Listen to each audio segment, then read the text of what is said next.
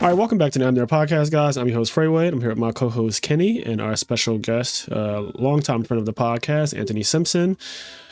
And today we are going to be talking about the movie, and I guess also a bit of the video game Uncharted. The movie is now available on Netflix, so if you want to watch it and waste 2 hours, if you want to watch it and spend 2 hours of your life. Yeah, you don't want to watch it. You know, hold on. Look, Wait. if Richard didn't say it, I was gonna say it. He was like, "If you want to watch it," I was like, "You don't want to watch it." I'm gonna jump in real quick. Before you two go any further, I'm gonna have to stand up for the little guy. All right, just like in Doctor Strange. You mean Tom Holland being a little guy? Although I think this movie's better than Doctor Strange. That said, that's so ignorant. I just feel like they're two different kinds of bad. Yeah, I agree with you, Anthony. I think that there are two different kinds of bad. So let me say this. I know that Ant's going to absolutely shit on this, and I think Fraser's probably not going to be a fan either. I just want to say one thing before we go any further. I think the movie was fun. I enjoyed it. I enjoyed it as a fun movie, and whether or not it's really good or any of that stuff, I don't know. I don't know how it did with the video games, but I enjoyed my time watching it. I had a lot of fun watching it. And it was a fun movie. So let me preface this. Kenny, I agree with you. It is fun. It's fun in the way how when we're playing Smash. You want to say this though? Tom Holland, I do love the actor. I think he's cool. I mean, whatever. As much as I can love an actor, he's Spider-Man. But once again, reaffirming, he definitely is not a good pick for Nathan Drake. As somebody who hasn't played the video games but just knows what Nathan Drake looks like, I agree. Tom Holland, I feel like, is a horrible pick. Immediately no. Did anybody else feel like they were just watching Peter Parker? Yo, okay. That is my first fucking comment. That is on my notes. That is the number one thing. I was like, is he just not Spider-Man here? Like, he's literally not only in the way he jokes and quips about everything, right? Like, he's actually just playing Spider-Man in this movie. I could not unsee it, dog. Even the first scene, the iconic scene with the cargo flying out from the plane, which I believe is from the actual game, but it was over a desert. I just thought of Spider-Man immediately because the things that he did are not human things. Now, granted, there's a level of suspension of disbelief that you have to have with this movie. There's a lot of nonsense in it as far as like things that humans can actually do, but I accept that it's not real, right? Like it's based on a video game. Yeah. So, but at the same time, I feel like the directors maybe went a little too heavy-handed on just how unrealistic a lot of it comes off, because I just could not stop seeing Spider-Man antics the entire time, and him being Tom Holland did not help. It just did not help. It felt like I was watching Spider-Man. Like, as much, like, I truly do think the movie was fun. Maybe if you're a fan of the games. I really wish Kenny would stop saying fun. Listen, because me and Fraser were talking the other day, right? And we were talking about Monster Hunter, and I was talking about using like a bad play style. And I very specifically constantly called the play style fun. Fraser was like, I like how you know that you're calling it fun and not good. Yes. So, because once you said fun, I thought you know what? The movie was fun. And I'm going to play Smash Brothers with my friends with all the items on fun. You know, it's a fun set. It's a fun setting. It's a fun movie. To me, this is a movie that, and I just put it in a category where I would never willingly watch this again. Like it's not something that I would ever be like, oh yeah, I want to watch Uncharted again. Like it's, and to me, I think that just puts it in a column, because I really only have, I'm very, I guess, polarizing in this way, but like I only have two columns. One is rewatchable and one is like never ever show that to me again. And this would just be in the section of never show this to me again. I don't think it was horrid. And that's me saying that as somebody who's never played an Uncharted game. The most experience I have with Uncharted is when I bought my PS4. I'm pretty sure it was bundled with the Uncharted game. And one of my friends spent the night before a Yu-Gi-Oh tournament and played it. Like he cracked the plastic open and everything. Like I had it for over a year and it was still wrapped in the fucking plastic that it came in. He's like, yo, can I play this? And I said, absolutely. Like you can have it. You can leave when you leave from Philly. You can take it. And I watched him play it. And I was like, okay, it doesn't look as bad as I was expecting, but it's just not for me. I was hoping that this movie would just be like a fun adventure. For you? Oh. No. I knew that this wasn't going to be like my kind of thing for But I was maybe hoping that it captures some of the, and they make allusions to this too, like the Jack Sparrow vibes, like what makes Pirates of the Caribbean great, because that franchise is like amazing, and it's kind of But Uncharted isn't like piratey. well, I got a lot to say, but I'm gonna let y'all. it's not. You say it's not piratey. We know you're gonna have the most to say. Uncharted is not piratey. It's just like even the fourth game that has to literally do with pirates. It's not like it's not like One Piece, you know? Like it doesn't give like a Pirates of the Caribbean like, you know, One Piece vibe. But it's supposed to be like an Indiana Jones-y. Right. Game, right? You know, it's kind of like it's a little meta in that way that like Uncharted is like a male Lara Croft, and Lara Croft obviously is inspired in some part by Indiana Jones. So he's like part Lara Croft, part Indy, and that's why I love Uncharted. Well, what I was going to say about the whole pirate thing is like this movie blatantly brings up pirates multiple times. Yeah. Not only that, but they actually find pirate ships. So there's definitely them trying to make an illusion, and they actually say Jack Sparrow as a joke at one point. So it's like while it might not be true to the actual game franchise 100%. So I know there's a lot of differences, but that's always going to happen with any adaptation. I do think that they were trying to do something with the whole, like him and his brother Nate and his brother when they were kids said like, oh, we have pirate's blood. I was like, oh, okay. What is this, One Piece? Like what's happening here? It's so bad, man. Like, I don't know. Kenny said he had fun watching the movie.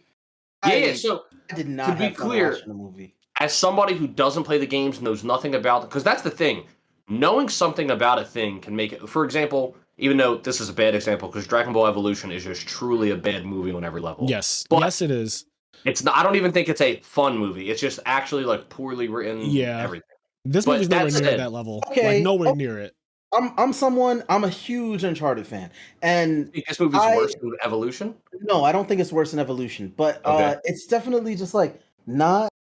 It wasn't fun. Like I knew the movie was gonna be bad. The moment that I saw that like Tom Holland, I was like, that's a miscast for Nate, but you know he's a good actor. Maybe we'll pull it through. Yeah. And then they were like Mark Wahlberg, and I was like, damn, the movie's got no hope. Kenny, do you remember when I was saying that Game of Thrones is one of the best things about it is that the actors are unknown? Yeah. There's not fame. There's not. I mean, there are, but for the most part, there's not like super big actors. Yeah, like before, like season 1 of Game of Thrones. Yes, there are some people who are known. Like I think Ned Stark was played by somebody in Lord of the Rings, right? So like he's somewhat known, but he also, that Lord of the Rings before Game of Thrones was so many years between them that a lot of people have forgotten about him. Like I don't really remember him from Lord of the Rings. I don't really remember. I mean, Sean Bean's he's in 00. He's in 007 movie. He's been in a bunch of movies. Yeah. He always dies. But he's not. He always dies every time. He's a very well known actor, but he's also, I feel like although he's super well known, he's not like an famous, if that makes sense. Yeah. He's famous, but he's never been like a main character, I don't think. Yeah, like, he's not Kim famous. Kardashian more than him, you know what I mean? Yes. And so I think that Tom Holland casting him, and I say all this to say like his casting is bad here for 2 reasons. One, he doesn't resemble Nathan Drake in any way. Like he's not as tall as him. He doesn't look as gritty as him. Like Tom Holland looks like he grew up in the fucking suburbs. Like there's nothing about that kid that to me looks like he struggled. When I looked at Uncharted gameplay from the first games when he's young and he meets Sully, he's a dirty ass kid who's like an orphan, right? Like his clothes are ragged. He's in a really bad way. He's a little thief. Like he's basically like the story of Aladdin, right? Yeah. Like You're making him sound worse than it. No, but like literally, I looked at gameplay footage on YouTube just see what he looks like. His clothes are literally like ripped and ragged, and he's like, yeah. But he's like, he's a competent little thief. Yeah, that doesn't take away from the fact that his appearance is not that of someone as clean as Tom Holland. Like Tom Holland literally looks like a spoiled kid. It's just like young Nathan Drake from the games he was a little crackhead out in the streets of Columbia. I mean, was he not a fucking orphan? Like that was out here stealing? But yeah, my whole thing is like he doesn't fit him in any way. And I think that him playing Spider-Man, which is such a big role, overshadowed any chance I had of believing him as Nathan Drake. And I think that a lot of people felt that way because it was literally the first thing that you said, Kenny.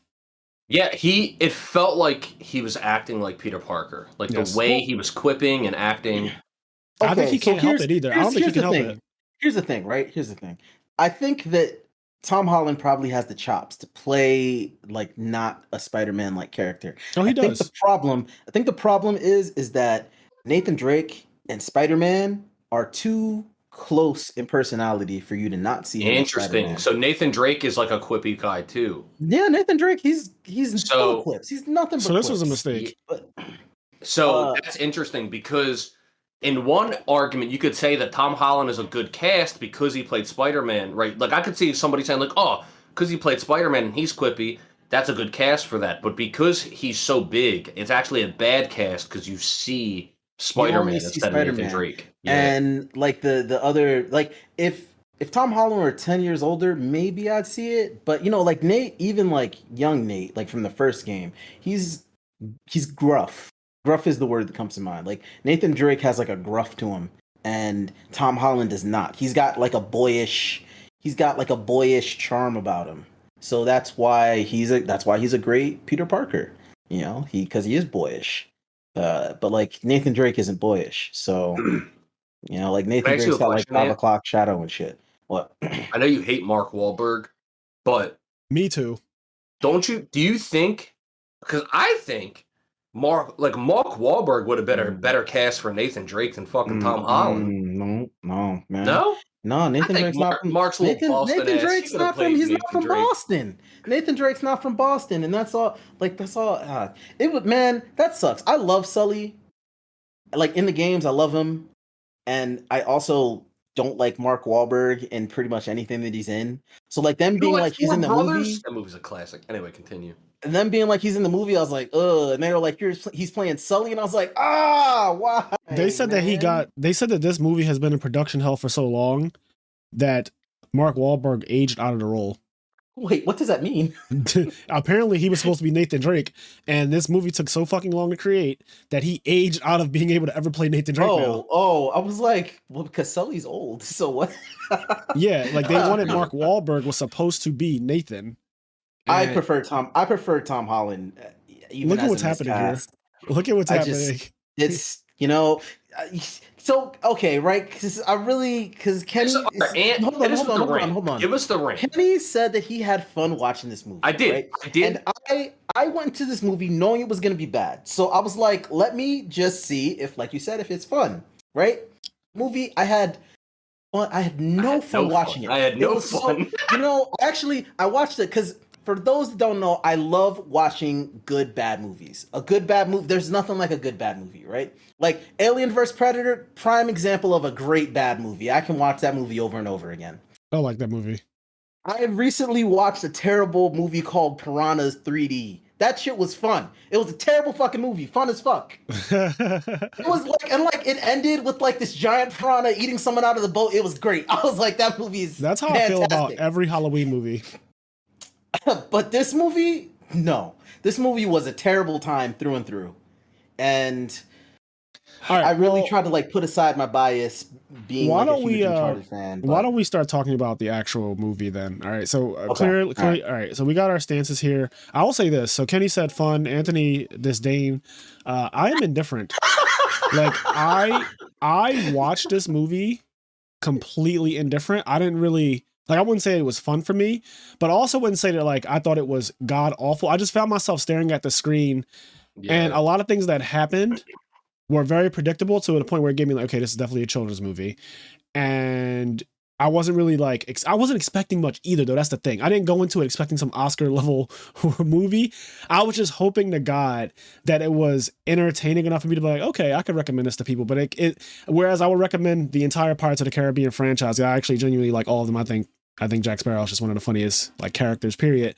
I just didn't get any of the good feeling of an adventure or like double crossing and all that stuff that they were trying to like constantly push through. So I'm very indifferent to the movie. It's just kind of like whatever. And again, I only have 2 columns, so it's just in like the unwatched. Like I will never watch it again. But I was willing to watch it. I got through the 2 hours of it. For me, it's like in terms of the columns, it's like I would never go out of my way to put it on again. But if I walk into a room and somebody else is already watching it, like I won't mind watching it. I'll be at my phone. I'll leave. Phone. As a matter of fact, I'll be really belligerent and turn it off. Damn. All right. Well, there are stances. Did that Dragon Ball Evolution? One time I remember coming home from work at like 2 a.m.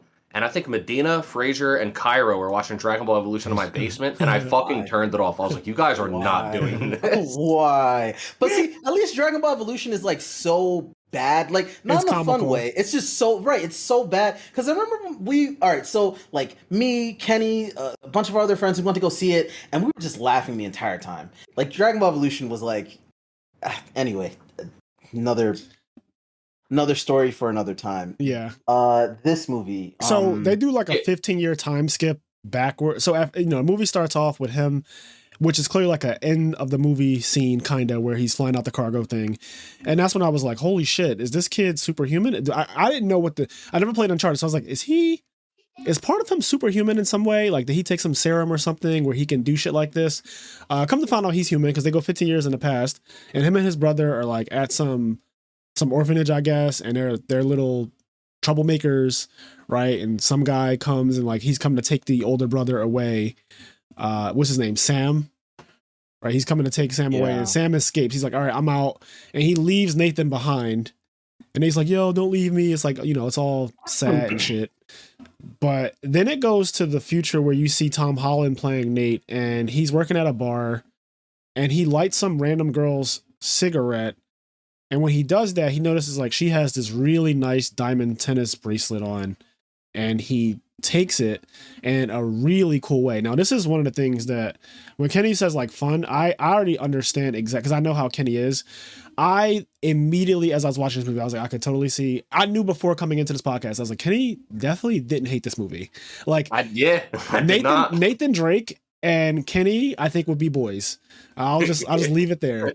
The way, like that first scene with him in it, where he got that bracelet and like how smooth it was, I was like, that was clean. And then when Sully comes in and Sully then steals it from him, I was like, okay, so this is going to be like a whole thing. And I liked it. I guess the opening scenes kind of set the groundwork for the entire movie, because the entire movie just double cross after double cross, almost to the point though, I would say it's overdone. Like every single scene in the movie was double cross. And I just can't imagine that an entire video game plays out where every single aspect of it is stab you in the back, every single person, every single chance, every single scene. Like literally, there wasn't a single person in this entire movie that did not get double crossed at some point. It's ridiculous. I mean, Nathan Drake and Victor Sullivan are definitely sleight of hand artists, but they're not fucking magicians. I was so over that. Like Nate stole the bracelet and then Sully stole it from him. I was like, oh man, this is gonna be bad in the wrong way. So the initial scene where they like show him falling out of the plane is from Uncharted 3. He does fall out of a plane. That does happen. Yeah, I heard so. How does he survive is this movie like a weird mix of? It's a mix of all 4 games. Oh shit! Okay. Which is, and I'm gonna walk you through why it being. If it were just the first 3 games, I'd be like, that's maybe forgivable. But it being like them mixing the 4th game into it is kind of unforgivable because of the story arc the character arc that Nate goes through in the 4th game, and the whole reason why the 4th game exists. But he survives in the desert because like it was like cargo. They were trying to find basically this place called the Atlantis of the Sands, Aram of the Pillars, in the Rubicali Desert, real place. The desert, not Atlantis of the Sands.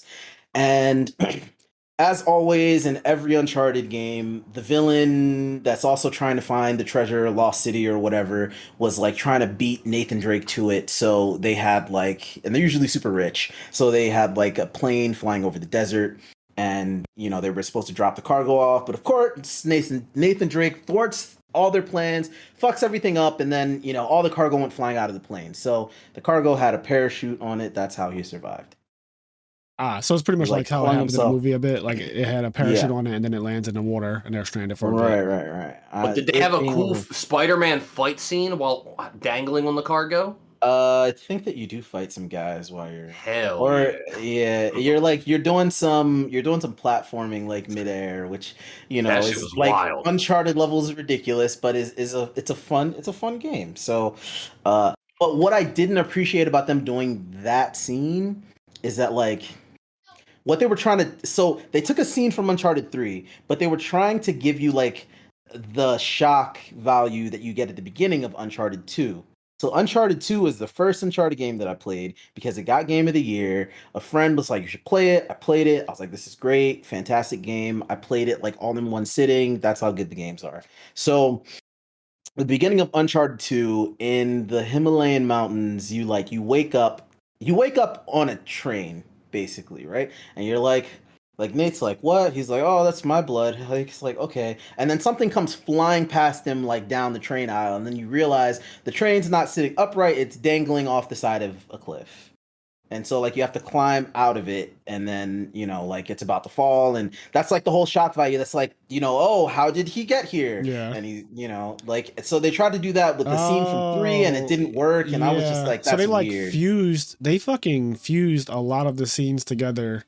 Yeah, it didn't work well. And yeah, when you say they mixed all 4 movies, I know what you mean, because his brother apparently wasn't even a thing until the 4th game, right? yeah. So they added Sam in from the very beginning, and clearly there's going to be a sequel to this. At least it seems Terrible. that Awful. It seems that way, because they were talking about his brother Sam as though he was dead the entire movie. And this is what I mean by predictable.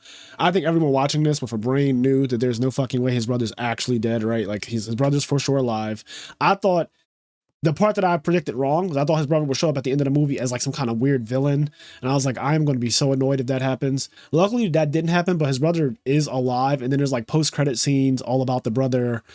And like he's still writing postcards to him, but he looks like he's in some kind of prison or whatever. But yeah, he's not a thing until Uncharted 4, the video game.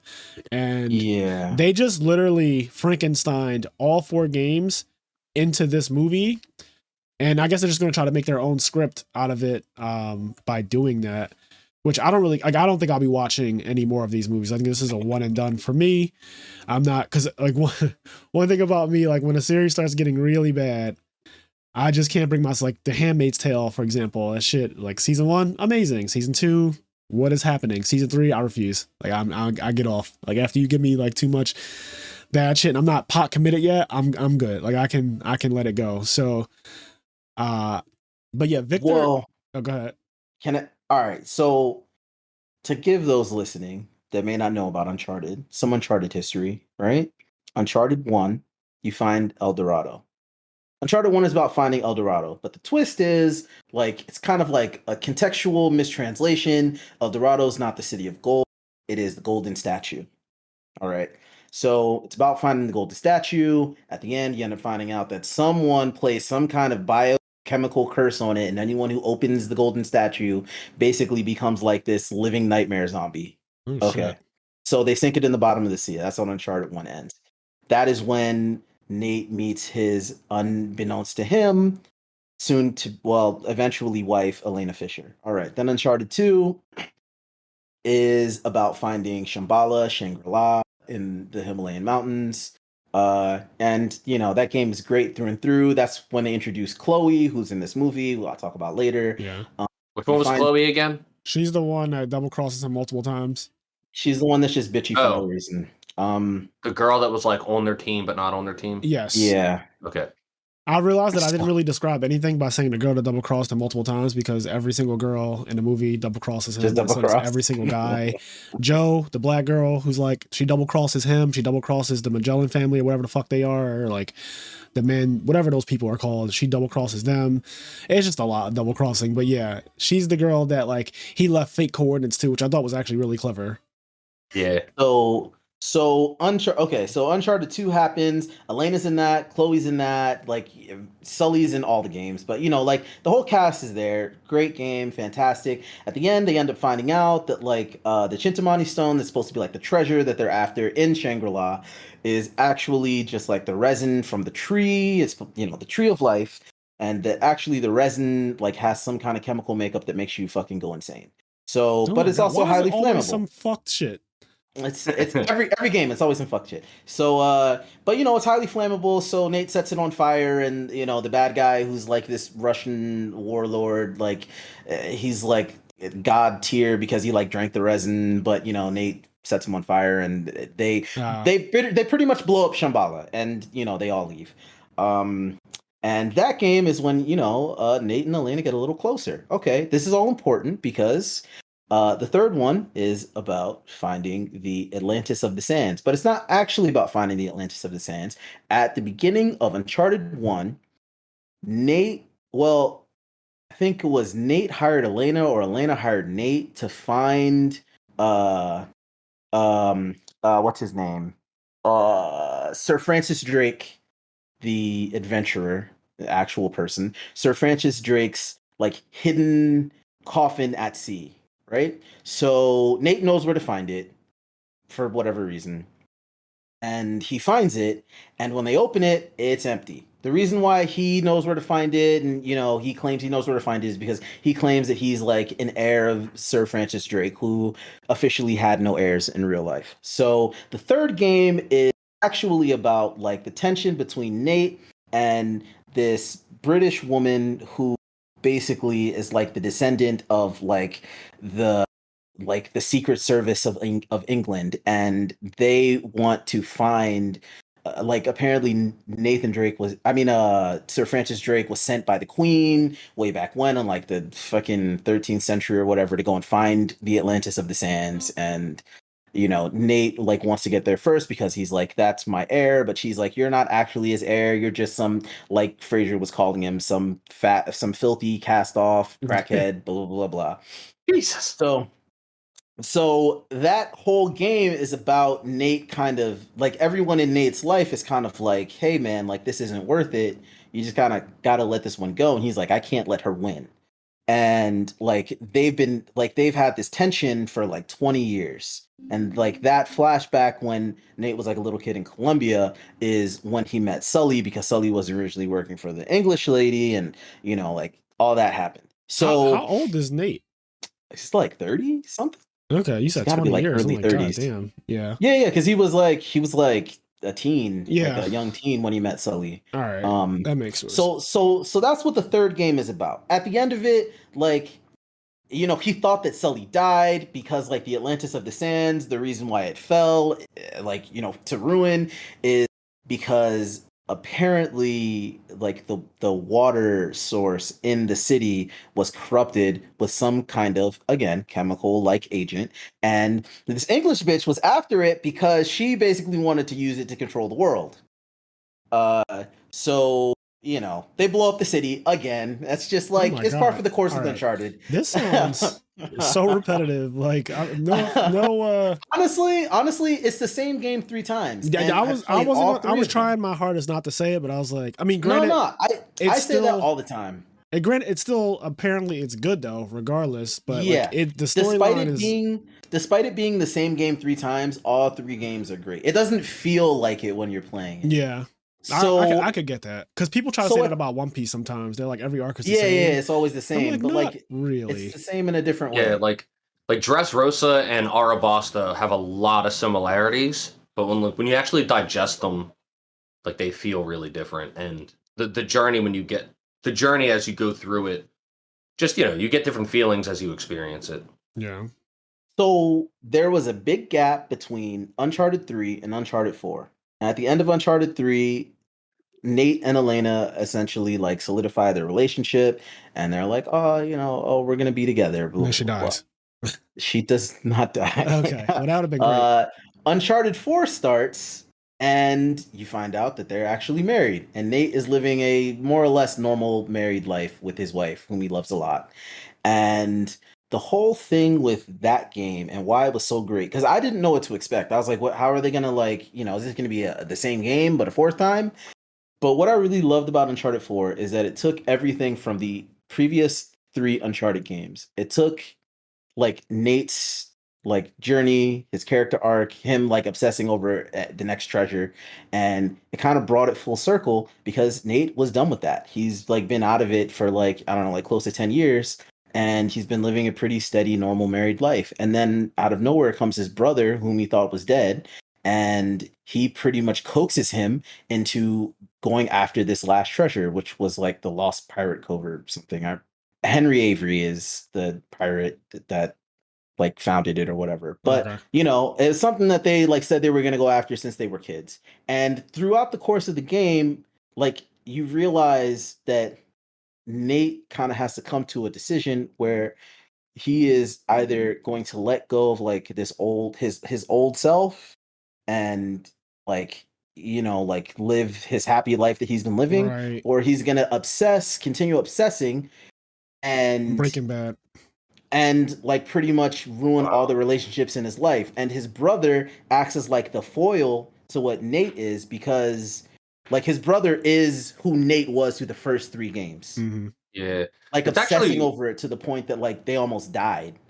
that is So really interesting, and it does. I can see how somebody who's a big Uncharted fan, how a lot of the mishmash of this movie is disappointing because based on just what you're describing, having not even played the games, um, the character that you see built up over the first three games, and then challenging that character in the fourth game, like philosophically, is really interesting. Like introducing the brother and the problems that's going to bring to Nathan in the fourth game is really interesting. Whereas this movie opens up where Nathan is already like constantly looking for his brother. Like his brother's always a factor. So there's not an opportunity for him to grow as a character, move past it, and then for his brother to like tempt him back. You know what I mean? Like it kind of ruins it ruins the purpose of character growth. his brother's purpose, like the purpose of his brother's character. Because like by the fourth game, they're like Nate's brother, and you're like, he has a fucking brother.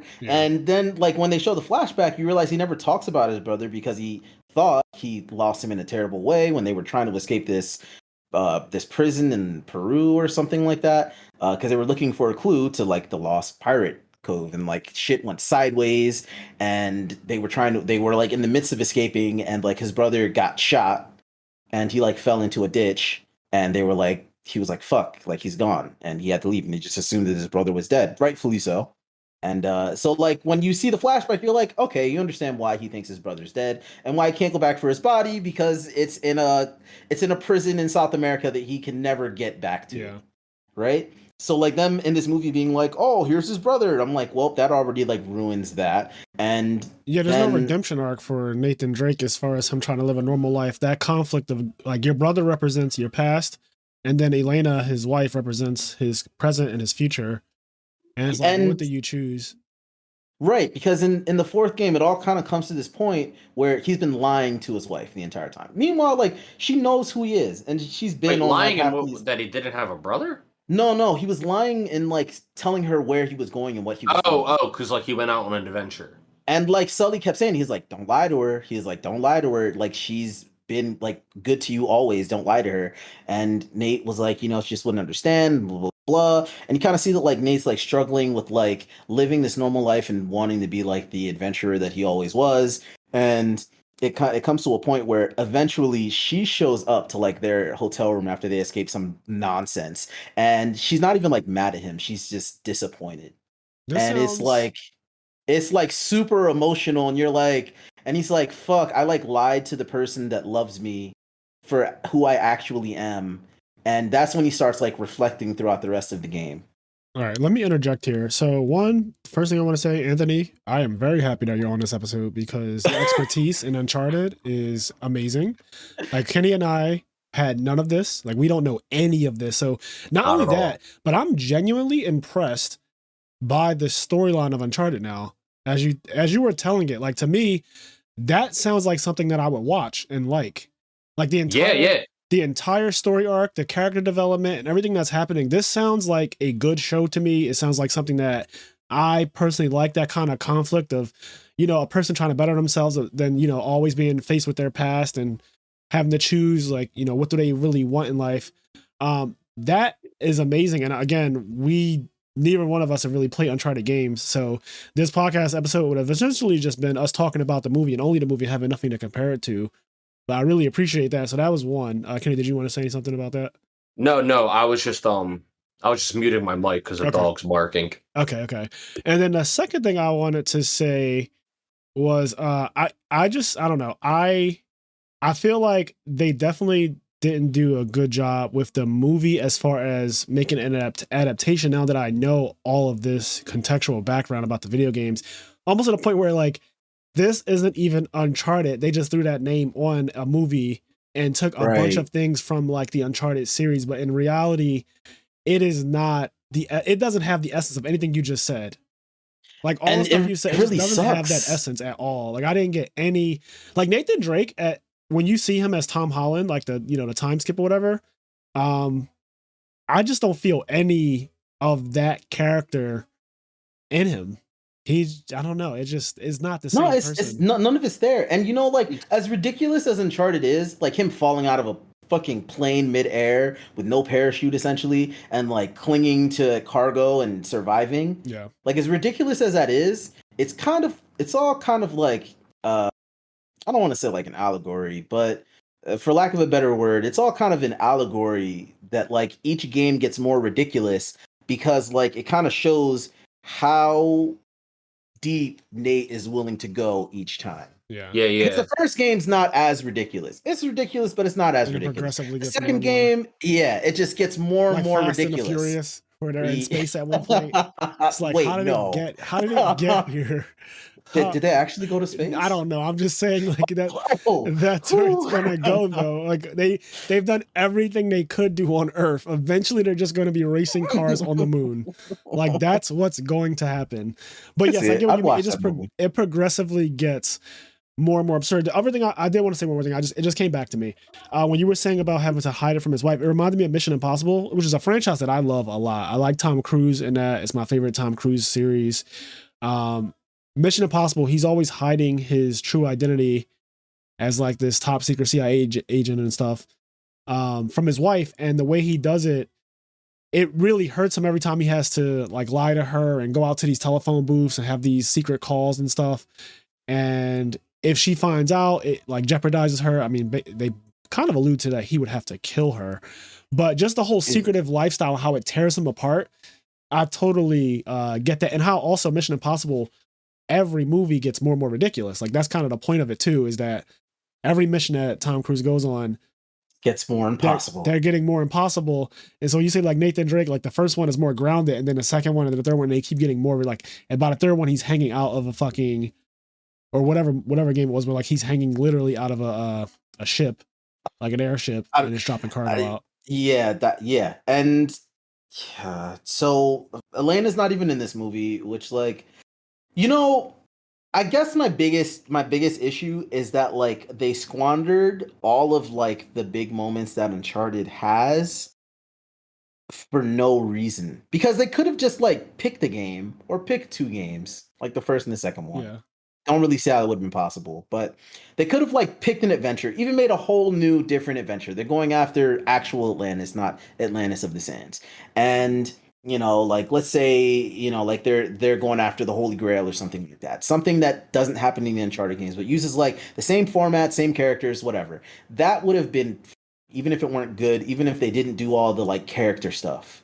But the fact that they mashed all of like the meaningful events together for no reason, and like then just kind of like squandered all of that into like a movie that really didn't even have an adventure that made sense. Like I love fucking adventure movies. I love Indiana Jones. Indiana Jones is like one of like my top like movies. It's in like a top 10, but I love Indiana Jones. I love like movies that have an adventure in it. Basically, you're talking about Indiana Jones the way I talk about Pirates of the Caribbean. So like the fact that this movie, I didn't feel anything for like the actual adventure. I was just like, man, this sucks. Like I'm not like, there wasn't like even any fucking like, there wasn't much lore. That one part where he was like figuring out the lore and like left her like the coordinates, I was like, that's cool. I wish the movie had more stuff like that.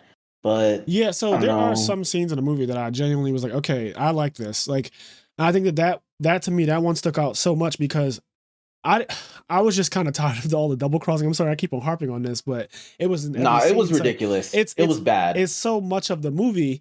Like when you watch this movie, and if you haven't, I really can't in good conscience say like, make sure you go watch that. But if you're gonna listen to this podcast, you probably will anyway, right? And maybe you will like it, and maybe you will enjoy it and have fun with it, because I definitely think this is a movie that you can absolutely have fun with. Again, this is not some unwatchable movie, in my opinion. You can drink soda, eat pizza. You know what I mean? You can watch the movie. Like I don't, but like the scene where Chloe, basically, he realizes from his brother's postcards that the crosses that they've been like going crazy about the whole movie, are actually a compass to the treasure that they've been looking for. And he goes to sleep and he blatantly tricks her. And I love this because it was kind of, at first I was like, what sense did that make? But then I thought about it more. So he leaves on the table the coordinates to where the treasure is, and he goes to bed. And he knows that she's going to wake up before him because she was asleep while he figured it out. So he's like, okay, I'm going to go to bed. I'm going to get a good night's rest. And then when I wake up, if she left, then that means that she was never to be trusted anyway. And I gave fake coordinates anyway.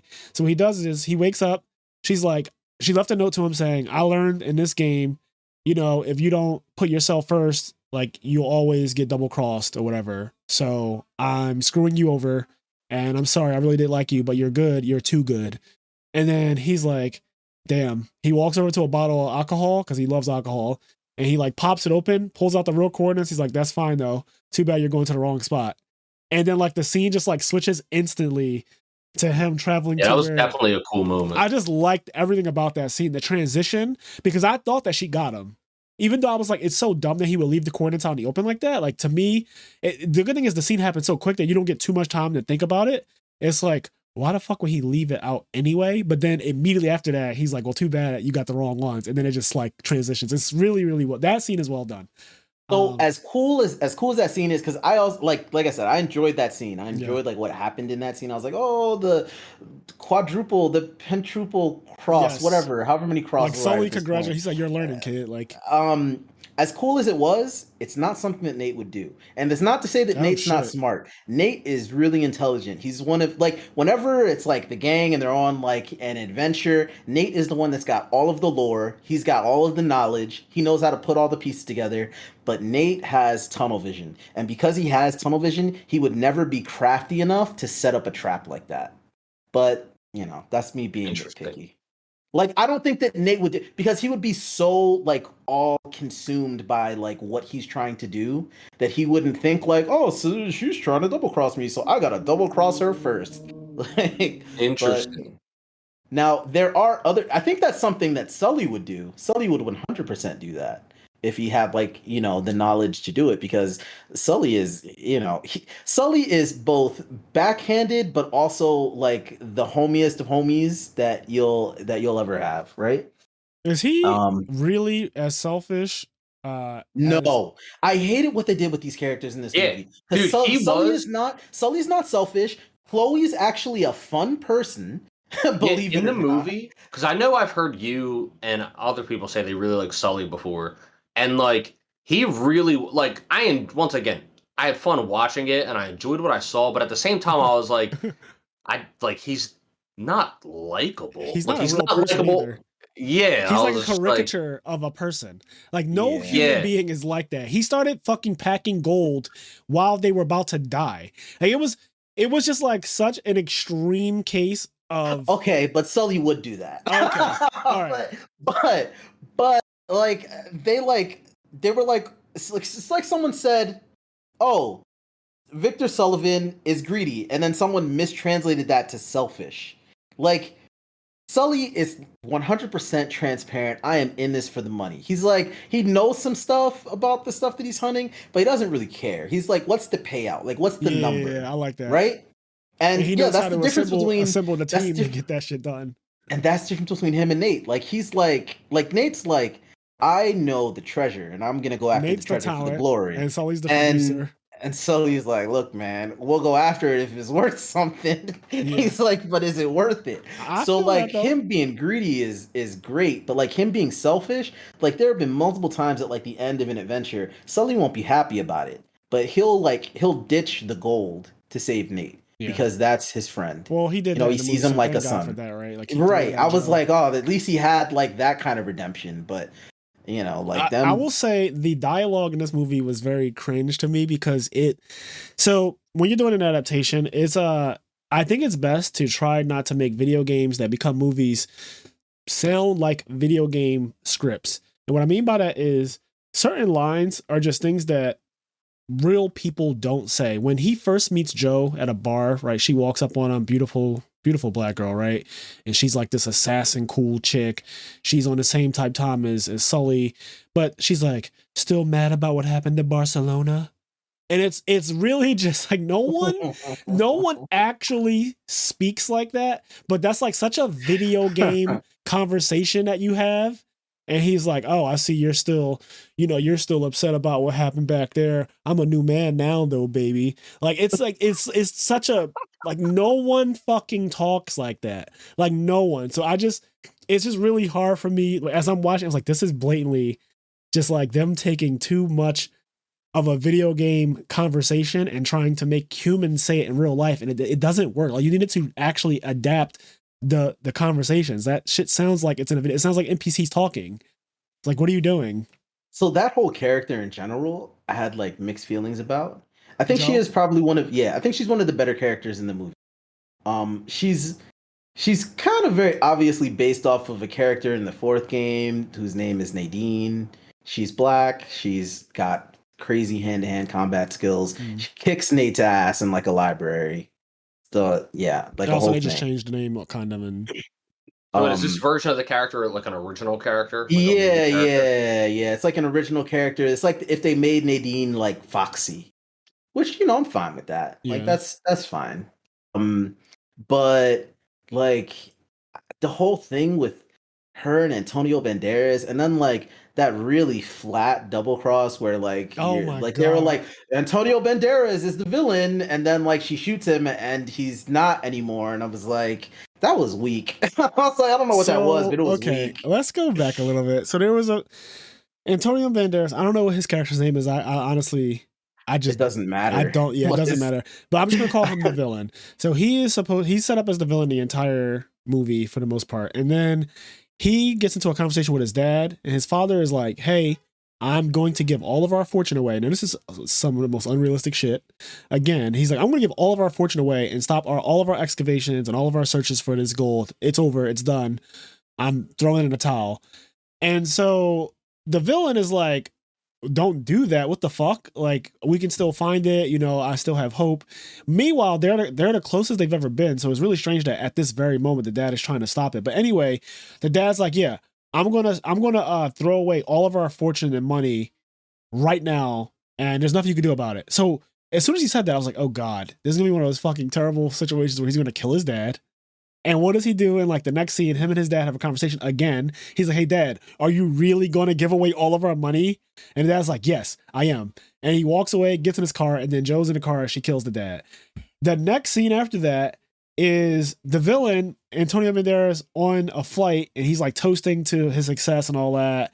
And like he's super happy, and Joe's standing right there. And then she just cuts his throat and kills him out of nowhere. And like, it's just, again, every scene has a double cross in it. Like every single had to fill a quota. It was also weird because me and Kevin were watching it, and she slit his throat, and then we were like, "Wait, so is he dead?" And we are like, "Okay, well if he's dead, where's the blood?" There was no blood. And then like there was like no blood, and then it was like he's dead, and you're like, "Oh, okay, I guess it all coagulated in his throat." I don't know, like yeah, it was just a lot. It got to a point where I was like, okay, I can't deal with like everyone double crossing everyone is too much. At some point I was thinking to myself, is Joe going to get double crossed by one of the fucking henchmen? Like, or what, is one of them going to shoot her in the back and like try to take everything from himself? Because I'm looking at her stature, she's a small girl, and then you got all these fucking buff ass dudes with guns. They have no actual reason to follow and listen to her. Like, if we're being honest, I was like, if they watch what she just did to their boss, what would make them loyal to her? Like, it just doesn't, none of that makes sense to me. And I hate when you have all these double crossing people. Like, at the end of the day, there has to be some real pecking order. There can't just be everyone can double cross everyone with impunity. There has to be a fear that if you were to kill the leader, you will die for that. Not you take ownership of the fucking gang now. That's not how that is supposed to work. And that was one of my points of contention with her character. They kind of like based her off of Nadine, but did it half-assed, because something kind of similar does happen in Uncharted 4, where Nadine is like working for the villain. She's like working with the villain because she's the one that has the army. It's her army, essentially. Okay. Right? But like by the time the villain like gets toward the end of the game and he starts really getting like white man unhinged, she's like, you and Drake can kill each other. I don't care. Bye. She takes some of the gold and dips. And like the reason why that feels believable is because when Nate first meets Nadine, he had never met her, but like Sully knew her, and Sully was like, stay clear of her. And when she figured out kind of what Nate was up to, trying to like sneak around the auction and do some shit, she kind of headed him off, met him in like, this like little private library room. And it's like a boss fight, a hand-to-hand fight with Nate and Nadine. And like Nate is trying to, Nate knows how to fight. He like knows how to throw down. And Nadine absolutely whoops his ass. And like the entire time he's like talking shit and she's just kicking his ass. And you're like, oh, okay, this girl's about it. Like whoever she is, she's about it. So like later on, when she like completely like double crosses the villain and is like, I don't care if you and Drake kill each other or whatever, I'm leaving. It feels believable because that's who she's been the entire game. Can I say something real quick? Go ahead. I was going to bring you into this too, Kenny. I wanted to say something. Go ahead. You go first. So the auction's from the 4th game too. Yes. It's so it feels like, the more I'm hearing about it, it feels like they took it feels like they mostly just took the 4th game and made that the origin. Like they took the last game in the franchise and then we're like, all right, we're going to make this the first movie. And like stole all of the heart from it. Cause like, and the biggest gripe I have with the movie probably is Chloe. I don't really understand why she was in the movie, and I don't know why they did her character so fucking dirty. Yeah, she just kind of appears, and then she double crosses them immediately to steal the crosses, but she realizes she can't do anything with them without the information that they have, so then she's forced to work with them, and then she double crosses them again, of course. And something that really bugged me about Chloe is when I saw the trailer, I was like, oh, they made Chloe brown. That's cool, right? And I was like, okay, so Chloe in the games is white, right? Chloe in the games is white. And in the movie, they made her brown, which I'm totally fine with, right? But then Chloe, who in the games is kind of this like bubbly, like her quips like match the best of Nate's. Like she's a really fun kind of person, but just also like she's like bitchy in a fun way. They just made her just bitchy in this movie. Yeah. So I was like, so you make her brown, and then one-dimensional. So you make the character brown, and then you make her bitchy, and not the actual character. And Chloe was like the fucking opposite of fun in this movie, and I really, really hated that. And if you think that you would need like a more serious character to like, I guess, round the cast because Nate is fun and Sully's fun and everyone else is fun. Nah, because pretty much the entire cast in all of the Uncharted games, they all talk shit and have quips, and it still somehow works. So, write better characters. I was gonna say one thing I really did actually think was impressive with this movie was the fighting choreography. Like when you say you had like fun with it, I imagine that part of it was actually like the action sequences were really well done. Also, not only were the fighting scenes really well done, like obviously Nathan Drake can fight his ass off, which I still don't quite. He can fight with no context as far as I'm concerned. I'm wondering where the fuck he learned to fight as well as he does. He literally is Peter Parker because the shit that he does, like, it's like a mix between capoeira and all these other kinds of martial arts and like Jackie Chan. It's very Jackie Chan style too, right? Like a lot of bar fighting, a lot of hitting people with bottles and inanimate objects. I did like the bar stuff, like him just being a bartender, and then like later in the movie, him like being a bartender fighter. Yes, I thought that was really cool. Just the way he handled all of those fights. Granted, he obviously got roughed up when somebody much bigger than him like punched him in the stomach and stuff, but he was able to hold his own in almost every fight. And then like obviously Joe outclassed him. And then I just thought that the way they actually choreographed all of the fighting was like, wow, this is actually pretty decent. I didn't expect it to be as good as it was, and it just was really nice. Yeah, the action sequences were, once again, my word, fun. Really fun to watch. That's the thing. So the movie's plot and everything, it was just like, it just reminded me of like, it's just like a summer movie. Like it wasn't a movie that felt like it had a story to tell. It wasn't a movie that really wanted to drive home a message or tell a story or like really have a point to it. It was just a movie that I truly think was supposed to, like, it feels like it's supposed to be a summer blockbuster movie. You just kind of go and watch it, but you don't leave the theater thinking. Whereas like there's certain Well, movies that's what or they always video say. games, when you play them or watch them, they like make you think and you think about them and like you ponder over like the character's actions because you think like should they have done this, but not in a way where you're like it's bad writing that they did this. You think about it like man, it sucks that they were like put in this position and this is the decision they made. All that other stuff, right? This and it sounds like from what Ant is describing that the games actually do have that thought behind it, but this movie certainly didn't. So when I say I enjoyed the movie, I enjoyed the movie for what it was at face value. It was easy to get through. I ate fucking pretzels and cheese while I was watching it. And the fight scenes were really fun. The action sequences generally were fun. Like I liked the part in the auction house where like he was fucking jumping from the lamps and the Yeah. chandeliers and all that They nonsense. really do make it epic. I think that when I was watching this, one of the things I immediately thought about was the visual effects were very well done. And I kept saying, this movie looks expensive to me. Not only Mhm. because of the all-star cast, like having Tom Holland and Mark Wahlberg in it, but like the casting, and Antonio Banderas also, like the casting is pretty expensive on its own. But then I said they had to spend some money. That scene where so in the beginning of the movie they show him flying out the cargo ship scene, and then we go time skip, and then we don't see it for a while. Then at the end of the movie, we find out that Chloe's the person who hits him with the car, right? And when you get to see that full scene play out, it's fucking insane.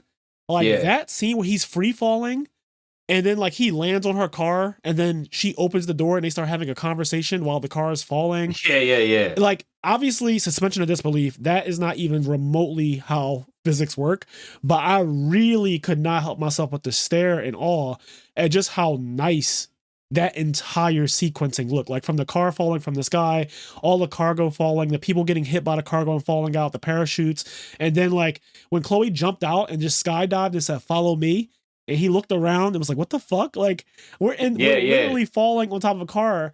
And so he then jumps off and then, he lands with her on top of the cargo ship. I just thought all of that, like visually, the auction, the scene of him free falling, really beautiful stuff. And even with the pirate ships, when I don't know how real this is either, but when the helicopters lifted the pirate ships, I was like, this looks really nice. I just don't think that those helicopters could actually do that. But like, Yeah. it looks nice. Like visually, the cove that they were in when they found the two big ass ships, I was like, this is like a Yeah. really epic moment. This is like a very visually stunning. Like whoever did the set design for those ships look like they were actually aged and like proper. Like everything about the production, I think the production team deserves an award by itself. Like that, the production was very, very high. It almost looked like they had an Amazon budget. Like I'm actually all interested in what that the budget was. Sorry. all that looked really cool. I liked when the helicopters were flying with the ships, and it's interesting because your brain looks at boats and knows that they're supposed to be in water, and so you're watching the boats fly, and like as they're going around mountains and shit, it was just like interesting to watch the boats flying over water. Yes. I don't know. It was just like a cool scene, and that's the thing. A lot of the scenes were really cool and well done, and that like they were just cool and fun to watch. So real quick. But Oh, go ahead. Go ahead. You I was gonna finish. say, but I can totally see. Once again, I don't think the movie had much thought behind it in terms of its plot and its like heart and its messaging. And so I can totally see as somebody who experienced those games why a lot of that would just like really grind you down. Because like one day I might just get around to either playing the Uncharted games myself on stream, or maybe if Ant wants to stream them, I'll watch them. But maybe I'll experience them myself, then I can go back and look at this movie and be like, man, did they fuck up. So the budget was 120 million. So this is a very expensive movie. I mean, that makes sense why, Tom Holland's in it. He's a blockbuster, like Yep. He drew A-list in a actor right crowd. now. So, Yeah. He's um, you were right about that. Like and Tom that's Holland ultimately definitely why drew they in. why they cast him. And I know, like, after hearing me bitch for like however long it's been, an hour and some change, No, I people appreciate may. your bitching and your ranting because I think it drives an important perspective into I mean, the. but overall, I was like, I don't really care that the movie's being made. If like you said, if it was fun, then I'd be like, cool, then it's fun. But if it just felt like it felt like it tried to be in the middle, where it's like it's trying to be Uncharted, but it's also trying to do its own thing, and I'm just like, ultimately, I guess that's where I fall with the movie overall. Is like, oh, Anthony, how would you have made it better? I would have made it better by not making the movie, and here's why. Because Uncharted, the games as they are currently, are already essentially movies. You can watch all the cutscenes from Uncharted and it feels like a movie. So I have this same dilemma with them making a Last of Us show where I'm like, that game is already so cinematic that why are you making a show? Well, I disagree strongly with this point. I think that Really? yeah, this sounds silly to me. So let me Because hold on, let me speak. So not everyone plays video games, but like if something is great in one medium and people don't play that medium, which is video games, then I don't see why they wouldn't want to one cash in on it from a business perspective. There's just money to be made. Blatantly, this movie made 400 million, so it is in the profits. It was a 120 million budget and it made 400 million. So it one money, right? Like just overall, if nothing else, it is just going to draw in money if we just put Tom Holland on it and do even a shit job. A lot of people are going to got and go see it anyway, even if it's not good.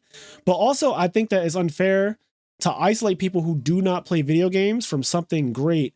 Like you're saying, like Last of Us is really good, and I have heard the same thing. I agree there. And Uncharted is also apparently really good. And judging by what you said earlier in the podcast, I also agree it is probably really good in one game of the year.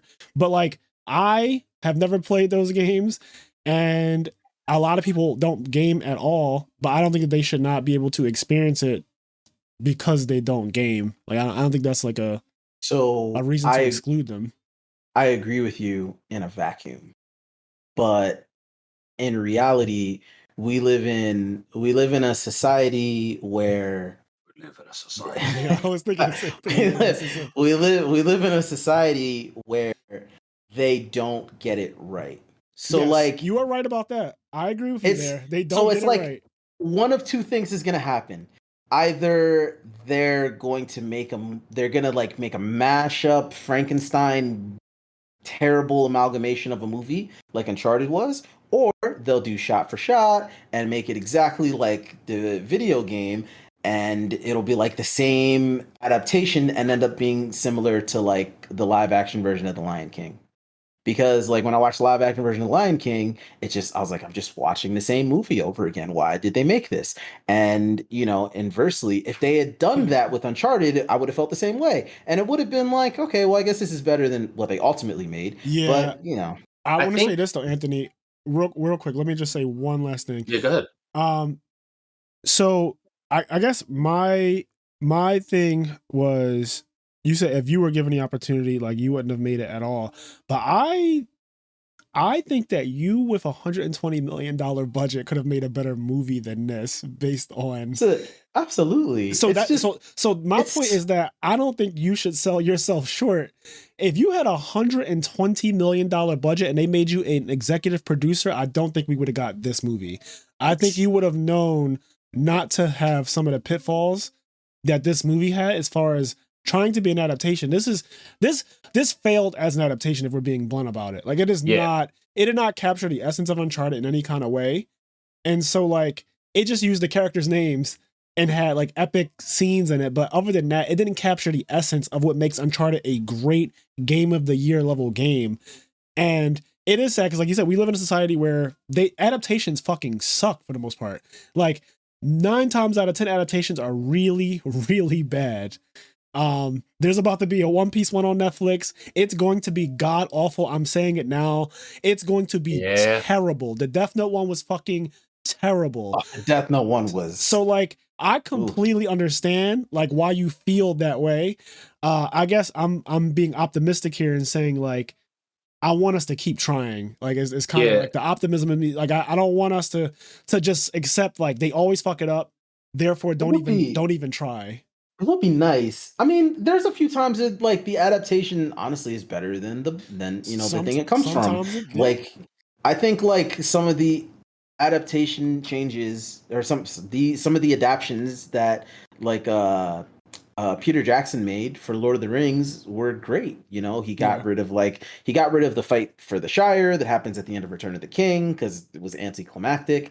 He got rid of like them wandering around Mount Doom for 3 days after Frodo puts the ring on, because I don't know, I always thought that was weird too. So like, and like, like Game of Thrones, they made some adaptations that like made sense versus the book.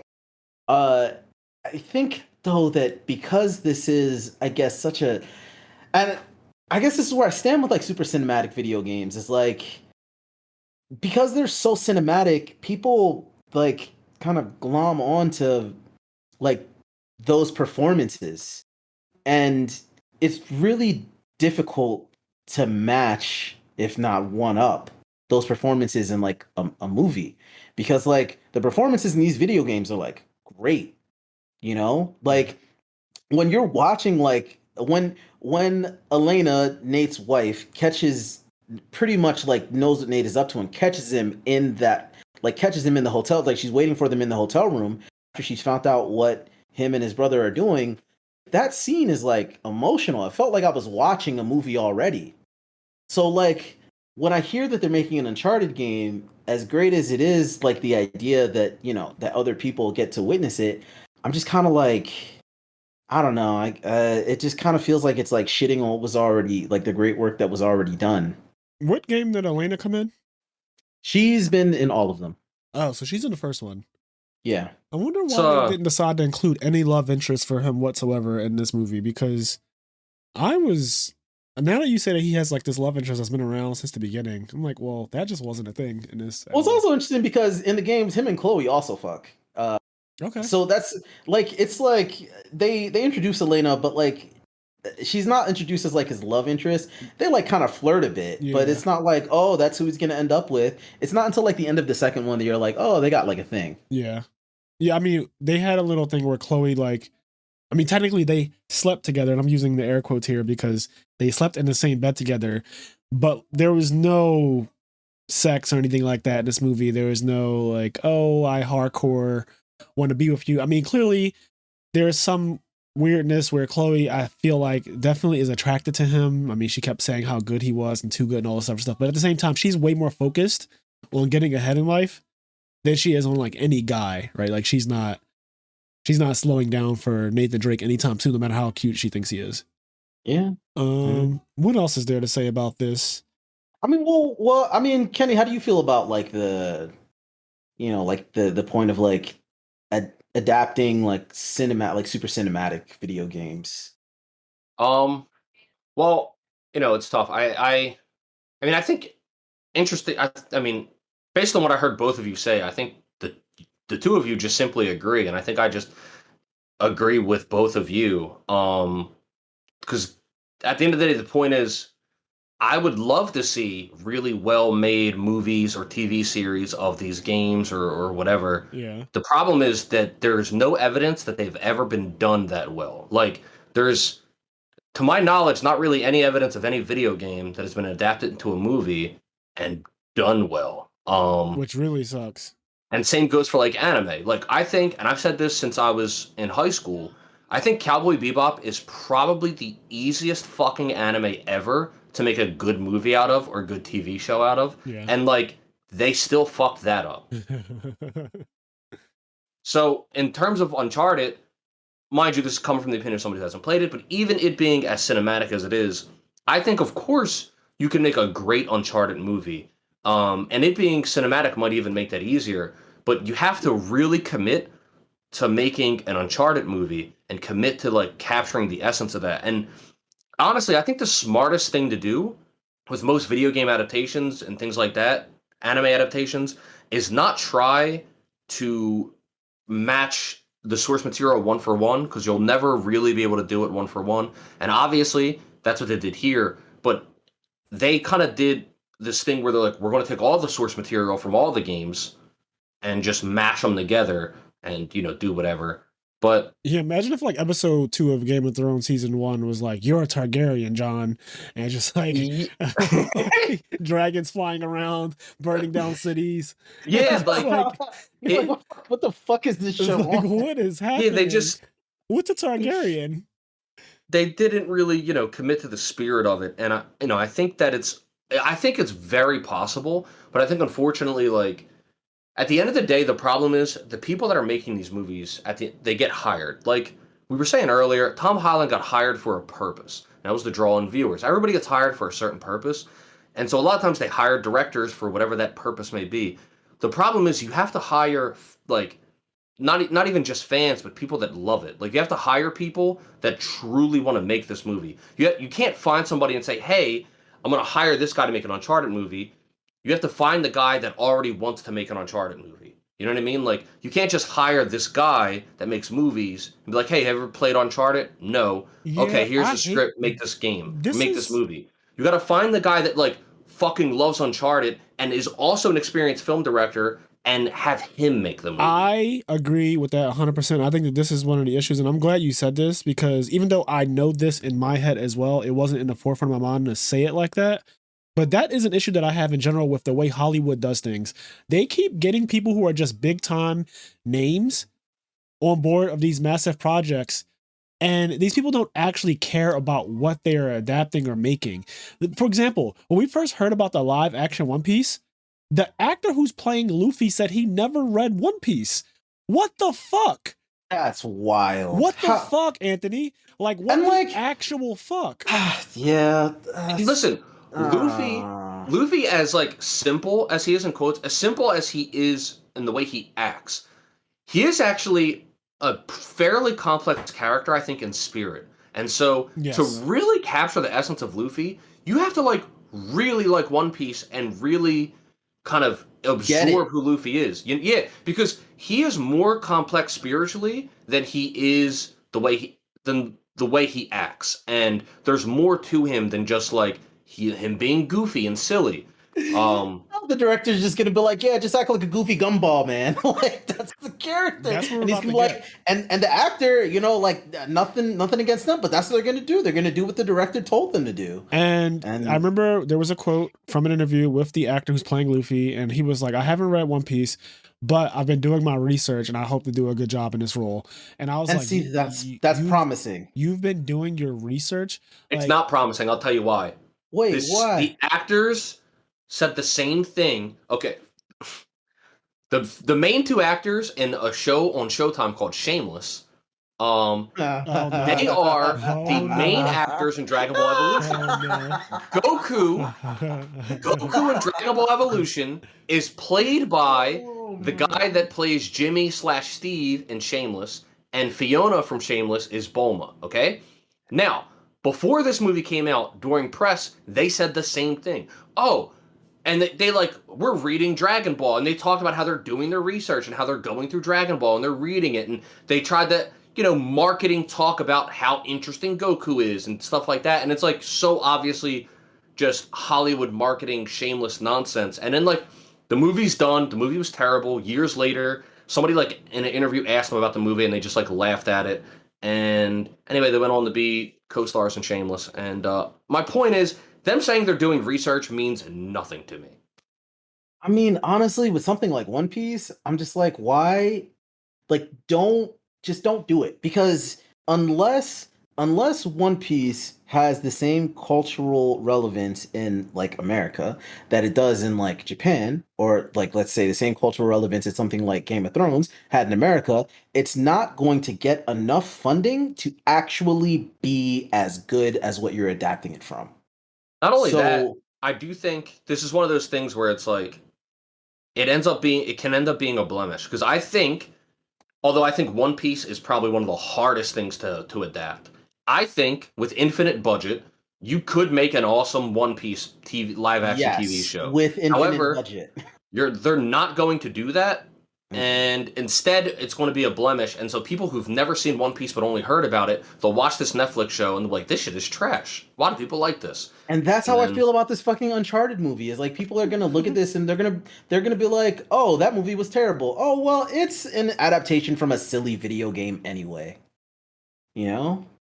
Yeah, I mean, that's another thing that I don't like about these movies becoming adaptations. Monster Hunter, for example, if you watch that Monster Hunter movie, that shit was so bad that you would think that Monster Hunter has something to do with insects and spiders, when it really just doesn't at all. Like, there is a spider monster in it, but like that is one of literally over 100 unique monsters that are in the Monster Hunter franchise. But it was such a big part of that movie, and then also the way they handled the weapons and stuff just wasn't accurate, and it just gave Monster Hunter a bad name. And I feel like that's what often happens with a lot of these adaptations, and it really sucks, because at the heart of it, I think it's what Kenny said, and I'm just going to reiterate, is just the fact that you need to make sure that somebody who loves said franchise is a part of the executive production team and probably the writer's room too, or no, definitely the writer's room too, so that you don't just end up with a bunch of fucking nonsense happening on screen. Because I have hopes of one day getting maybe a God of War movie, because God of War is a great example of what Anthony was saying, a movie that has amazing cinematics, and technically you could just watch all the cinematics of God of War and it by itself will just be a movie. Like, it is that good. Like, God of War has always been, from the very first one, it's always been that. And I think those games, not to cut you off, but I think that those games that have like, it's always from the character's perspective, you got a little more room to adapt. Yeah. Because you have more room for creativity. But with a game that's got, you know, like direction of photography and framing and cinematography and all that, I think it's a little harder to be creative and stay true to what you're trying to do. But I mean, I ultimately agree with what you're saying. Yeah, like I just think like God of War is another example of a game that's waiting to be adapted. Like, I think there's even been rumors of it, right? Like, we've probably heard like, God of War is going to eventually be made into a movie. Play Kratos. I wouldn't be surprised. I hope they don't use a really big name like that, though, if I'm being honest. But yes, I can just imagine. Would Vin Diesel do a good job? Yeah. All right. I just had a thought, though, and I don't know if this has ever been said out loud, right? And I think the reason why this doesn't happen is the pretentiousness of Hollywood. We're talking about, we need to get people that love these things to make them, et cetera, et cetera. Or we could just hire the writers that wrote the game to begin with. Like, what if Hollywood that too? What if Hollywood just went to the writers' room that made Uncharted? You don't got to hire all of them because you want to have some of your own guys, whatever. What if you just hired some of the writers that actually wrote the fucking games? Okay, so being Hollywood adjacent, I can tell you probably the biggest obstacle is pride. People. That's what I'm saying. It's the pretentiousness of Hollywood as to why that doesn't happen. But let's be real here. That's how you do it. Like, if you really want to get this done correctly, that's what you do. But you get the people that already wrote the story. Also, the biggest thing, and no one, I don't believe anyone has really said this either, but what we need to realize about all these movies and all these shows and everything that's being made right now is they are not making them for us. Mm-hmm. They're not making them for us to enjoy. I know it seems that way. No, they're making them for money. Yeah. Exactly. And like that's a summer blockbuster. I'll tell the podcast a little story. Can't say any names because I don't know, I'll probably break an NDA. But very early in my visual effects career, I was working on a movie and I somehow ended up taking over all the graphical effects for this movie. So me and my supervisor, my boss, and my producer were walking with the visual effects director and like his producer back to their office, and the director, she was like talking to me, right? And I have nothing in common with this man, you know, aside from the fact I'm just like, I just want to do a good job at this momentous task that you guys have now thrown at me. But he pretty much, in so many words, told me that he was making this movie, that he was looking forward to it being over so that he could pay for his next vacation home. It was his fourth one. And by the time that I realized that that's pretty much what he said, I was like, yeah, that's wild. Is that what happens with all these movies? And now the movie came out, can't say what the movie is, but it was bad. It was not, and it was adapted from a book, and it's a book that a lot of people love, and it was bad. It was a bad adaptation. Not Chad, but all right, guys, do your research and figure out what adaptation from a book that people liked got turned into a movie, and the movie was also bad. And try to use Anthony's criteria for a while. Yeah, try to figure out. See if you can figure out where Anthony worked What studios he worked on? No, actually, don't do any of that. That's creepy.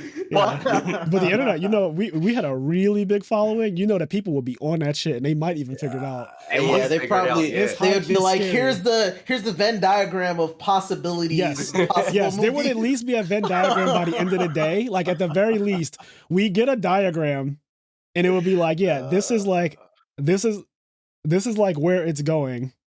Yeah, it's a shame because it is a shame because at the end of the day, everything's a business, and I understand that. I'm not mad at that. Everybody needs to make money. You got to feed your family, whatever.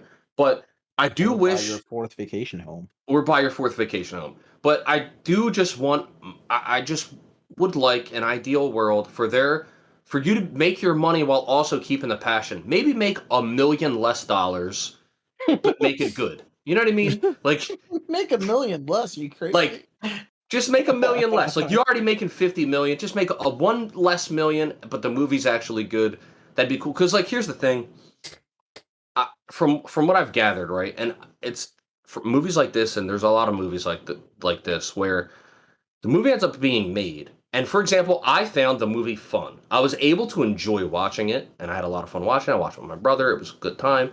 You know what I mean? But if I had played the game, I might really, really hate the movie. And it creates a situation where the people that love the thing you're adapting ends up not being for the people that the thing was for. It ends up being for everybody who didn't appreciate the original thing. And that's like, is that the goal? I mean, look, all of that to say, the thing that really, I mean, like I had already kind of know, like I knew this in the back of my head and everything, but like the thing that really just kind of solidified it is Sandman. Sandman came out, nothing but praises for the show. Its effects, its acting, its cinematography, everything about the show is like for lack of a better term, 10s across the board for Sandman, right? Everyone's saying great things about it. And yet, it's still struggling to get renewed for a season 2. Yeah. So, like, you think about that and you're like, how? You're like, everyone loves this. Like, this has overwhelmingly positive feedback. And so why won't you renew it for a season 2? Right. And then Neil's like, the visual effects cost too much. They don't think that it's, that it yields more than they put out. And they just don't think that it's worth it. And you're like, cool. So again, even though the people that actually made it, like, put in thought and care into making it good so that the people watching it will enjoy it, the people that are paying the bills, essentially, the people that are funding the project, are like, no, I didn't get, I wanted $1 million more, so no. Yeah, I didn't make enough million. Enough million. No, that's just something. Enough that's million just something. Crazy. If you leave this episode, I want you to leave with that in the back of your head. Just remember that all these things, as much as you may enjoy them or hate them, they're not for you. Yeah. They're for ex-director's fourth vacation home. Yeah, they're for yachts and all kinds of shit. At the end of the day, right, we live in a capitalist society, and I think when I was talking about, Anthony said about these movies being made in the first place, like, these are businesses, and they just want to make as much money as possible, and it's at the expense of the things that we love. And that is just so unfortunate. And honestly, like, I don't really have much else to say about this Uncharted movie. It's interesting. That's what I love about, like, for example, although I'm not the biggest fan of all of his movies, right? Django, Kill Bill. What's his name? Quentin Tarantino, one of my favorite directors. So Quentin Tarantino, I'm not the biggest fan of all of his movies. However, when you watch his movies and when you listen to him talk, he fucking loves movies. Yes. He loves what he does, and he makes loves a lot of references movies. And all types of shit. But yes, he is amazing. So when he makes a movie, regardless of whether or not you like it, or regardless of whether or not I like it, I'll speak personally, I know that he made the movie he wanted to make. And, like, he didn't necessarily... no matter how it's received and all that, yes. Yes, no matter how it's received, no matter whether or not I like it. I know Quentin Tarantino made a movie that he wanted to make because I could hear and see the fucking You can't fake it. You can't fake the kind of love and passion that he has for movies in general and for movie making. And he also is very successful, makes a lot of money, and he makes other people a lot of money. I just wish we had more of that. I wish we had more Quentin Tarantino's they had the ability to make the thing they loved and really wanted to make. While also still making a lot of money for the people that need to buy yachts.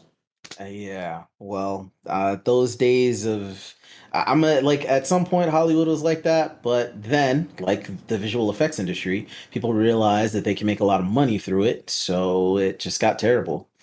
And like when I was just starting in the visual effects industry, not many people knew what visual effects was, and that's only like 10, 12 years ago. Like before that, even people didn't. You'd say visual effects, people were like special effects. I mean, what's a visual effect? I mean, people still do that, honestly. They do, but People less still do because that. more people know what the term visual effects means. Yeah. And while it's got more visibility, it's great that more people know what it is. I also kind of wish that they didn't, because now, like, we hear about the VFX artists that work for Marvel getting like abused. Like, it's not just them. It's been Yeah. happening You know, forever. I actually forgot that I had this thought earlier when I said I might play through the games. I just remembered that I had talked to Jaden. I watched this movie with my brother, and he loved it. You know what I mean? I do think it's a movie made for that audience, kids. And I think it's an easy movie to digest if you're a kid. So that said, he loved the movie though. He loved on the Uncharted movie and stuff. And I told him, I was like, hey, there's a lot of video games for this. So anyway, the point is, I floated the idea to him of him going through the Uncharted games and possibly streaming them with me, and I would like let him stream the games. So anyway, I might be doing that sometime. I might go through the games by letting him play them, and then I'd be interested to see what he thinks. Yeah, you should. Because let me tell you, these games are so good that, and now I don't. I at the point in which I played Uncharted, the first one, I was an adult, so I didn't do this because I was an adult and had responsibilities.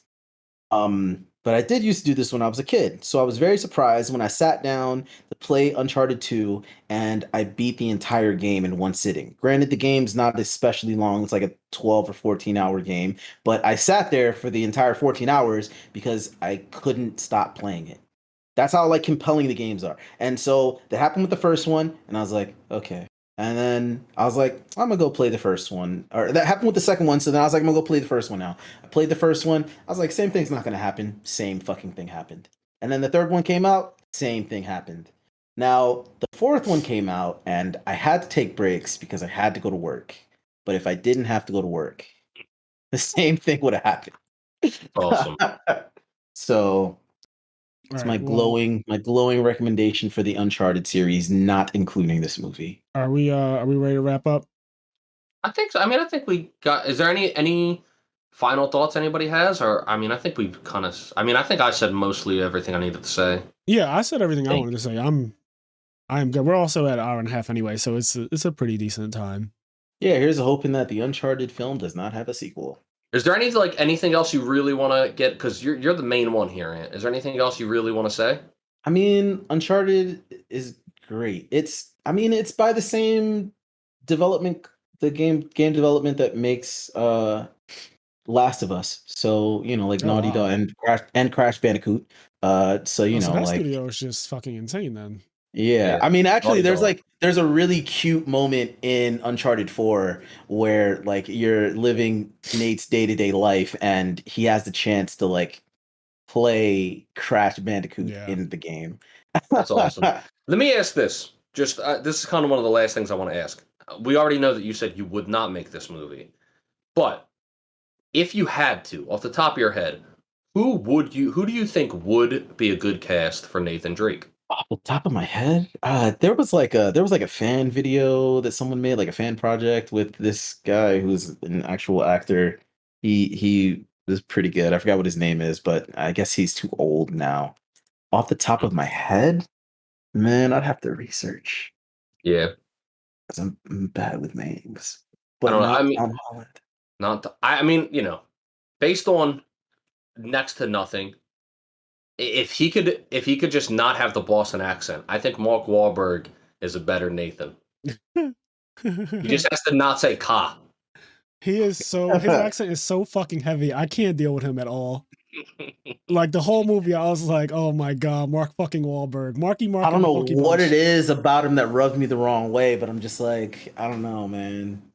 He's just too Boston. I mean, there's a lot of shit that came out about Mark Wahlberg years ago. I'm not even gonna get into it here, but yeah, he's not exactly like, if you don't like Mark Wahlberg, trust me, it's a-okay.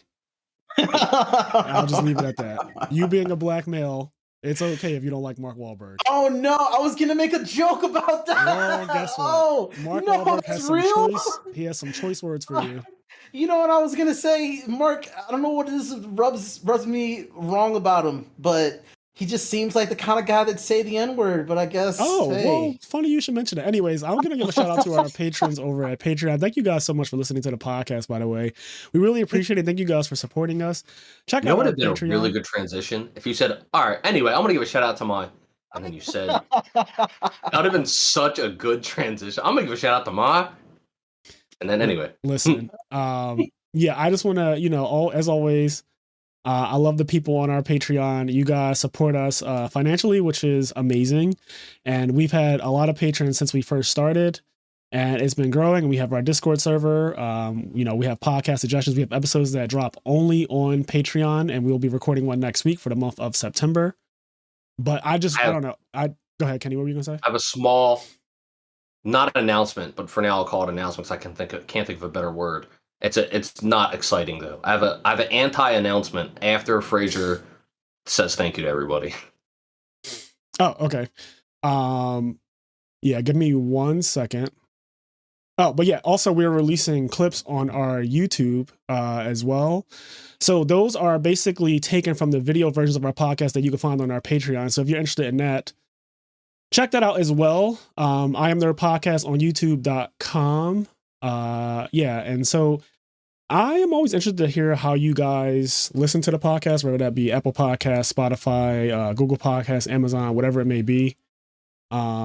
Feel free to message us or leave that somewhere where we can see it. But just interested to know, like, what do you guys prefer? Because we typically drop the episodes on YouTube, but we do it a little later than we would drop them on like Spotify and everything. Like right now, I think we're only on episode like 92 or something on YouTube, but we have like this is the episode 99 right here. And we do have a very, very special Yu-Gi-Oh guest for our next episode, so look out for that. But yeah, without further ado, let me give a shout out to Connie, Austin, Leon, Quest, Garen, Xavier, Hylian, TCG Automotive, Dimitri Barnes, Alexander Brissett, Vinny Casello, Alex Flamer, Henri Reynolds, CJ, Dub K Dad 1, Dan Variable, Dennis Milburn, Joseph Marcello, First to Home, Dallas Ferneras, S. Akuma, Mitchell Nels, Midwest Gaming, William Shapiro, Demetrius Safirides, Vince Marquette, Dallas Bailey, Biz, Roz Weiss, Nick Stango, Scott Polera, Hansu, our two-time national champion, Vincent Zan, Sarah Maria, Sony at the Top Cut Podcast, Alex Ahern, Philip Campa, and Jalen Haskins. Thank you guys so much for supporting us. And as I always say, it goes a long way. We really appreciate you. Also, guys, don't forget, do the things that make you happy. And yeah, I think that wraps up this one.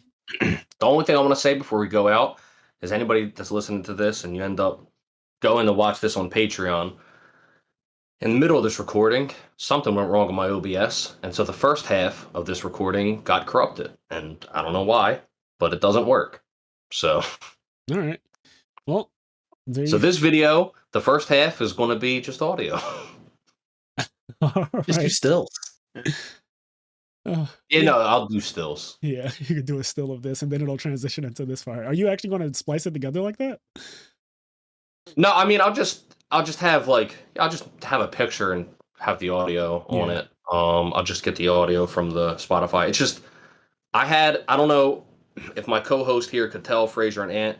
There was definitely something going on. Yeah. Throughout the recording of this video, I had a lot of issues, and I saw you going in and out of stuff, but you did a good job of like not letting it affect too much. You were slightly robotic in the beginning, and I think that you got a better handle on like when it was happening. Because when I would check for the yellow thing that showed that like your connection was bad, you weren't talking at those times. So I was like, okay, well, it seems like he's aware of what's going on too. But, all right, let us get out of here. Anyway. All right, see you guys. Good night.